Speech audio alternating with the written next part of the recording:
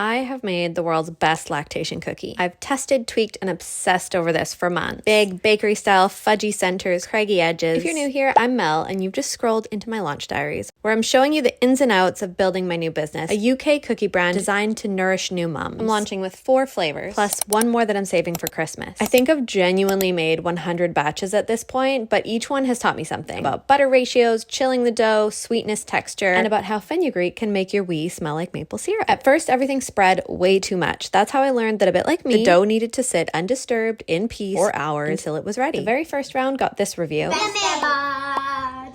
But I'll be honest, it was average. I also naively thought that I could just nail the classic oat chalk chip recipe and then do different mix-ins for variety, but that proved dead wrong. I perfected the classic, and then it was pretty much start from scratch for the rest. Once I got the ratios down for each, it was flavor and ingredient tweaking. The triple chocolate chunk wasn't quite rich enough until I pushed it closer to brownie land. I added a pop of cayenne and scoured the internet to find a decaf espresso powder to add. Originally, the banana pudding had crushed up digestives in it, but it was just making it too dry. I also found an organic custard powder instead of the classic birds to give it that nostalgic taste, but with better ingredients. For all the flavors, I started with chocolate chips, but later swapped for couverture chunks. Une couverture. Which was the absolute move, as there's more cocoa butter, better melt, big glossy pockets of chocolate when you bite in. But it did mean each recipe then needed tweaking because of the higher cocoa butter content, which threw my ratios. I went down so many rabbit holes, testing brown butter, melted butter, cold butter, which is where I landed. I started by rolling them into perfect balls, but soon realized I needed a craggy edge to catch that post-bake sea salt flake sprinkling. And I felt like the craggy edges looked better. I wanted to keep them seed oil free, which I've achieved so far, but I'm also hearing requests for vegan or dairy free, and vegan butter does contain seed oil, so that's the next big question. Let me know what you care about. I'm all ears. I wanted them to be as good as cookies from your favorite bakery, while balancing the core of what makes these cookies so special, that they're nourishing and formulated specifically for new moms. The waitlist link is in my bio, and I'll be launching as soon as these cursed boxes arrive. Until then, prepare to be sick of me.